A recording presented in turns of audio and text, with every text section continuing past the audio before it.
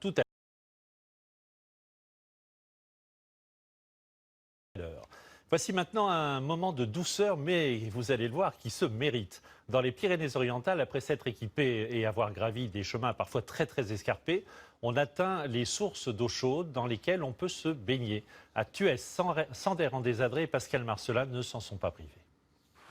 Dans la fraîcheur matinale, la première difficulté, c'est d'enfiler la tenue nécessaire à cette promenade un peu particulière. Il faut d'abord marcher, se frayer un passage dans la végétation. Ouais, c'est cool, ça réchauffe. Le chemin s'élève de plus en plus, les obstacles se multiplient. Il nous a dit on arrive, mais bon, pour l'instant on n'y est pas. On va voir. Thibaut, notre guide du jour, nous emmène au sommet d'un canyon étonnant. Alors ici on est sur la commune de Thuès-Entrevalls, voilà, au départ du canyon d'eau chaude de Thuès. Ces sources naturelles d'eau chaude sont une particularité des Pyrénées-Orientales. Elles offrent la possibilité de s'y baigner toute l'année, à condition de ne pas avoir le vertige. On va commencer par un rappel de 8 mètres, d'accord, et puis ça va être assez progressif. Et le dernier rappel, il fera 35 mètres. Nous voilà équipés, parés pour un premier saut dans le vide. Très vite, l'appréhension laisse place au sourire. Il y a l'effort, le frisson de n'être retenu que par une corde. Puis le réconfort, cette sensation de chaleur inattendue. Avec les combinaisons, c'est vraiment un truc à faire. L'eau, elle passe dedans, du coup, ça reste chaud. Donc, non, là, c'est vraiment nickel. Il y a un petit jacuzzi naturel, impeccable. Là, mon gars, elle est au top du top. Là, je sais pas à combien elle est, mais on est mieux que dans mon gars, en fait. Un peu plus de 40 degrés dans cette première vasque. Ici, c'est la vasque la plus chaude, c'est là où on en profite le plus. Je sais pas si vous avez regardé, si vous avez mis votre main là. Ça brûle. Ça brûle, hein. À certains endroits, mettre sa main peut même être douloureux. Dans cette résurgence, par exemple, l'eau atteint les 58 degrés.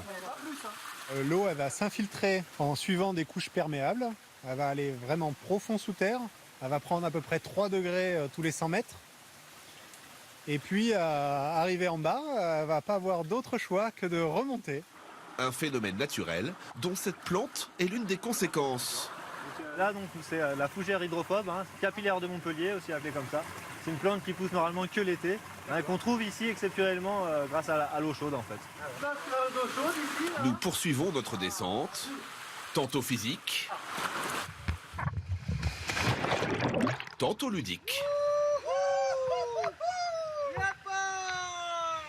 Polie par l'eau, la roche offre une succession de toboggans qui nous mènent jusqu'à cette dernière vasque dont on ne voudrait jamais sortir.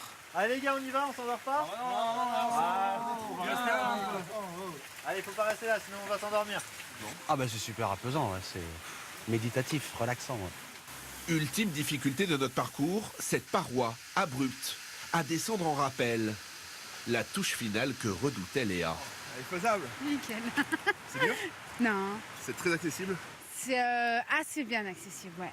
Avec un super guide, c'est parfait. Ces sources d'eau chaude se jettent dans la tête. C'est au bord de cette rivière que nous retrouvons des températures hivernales.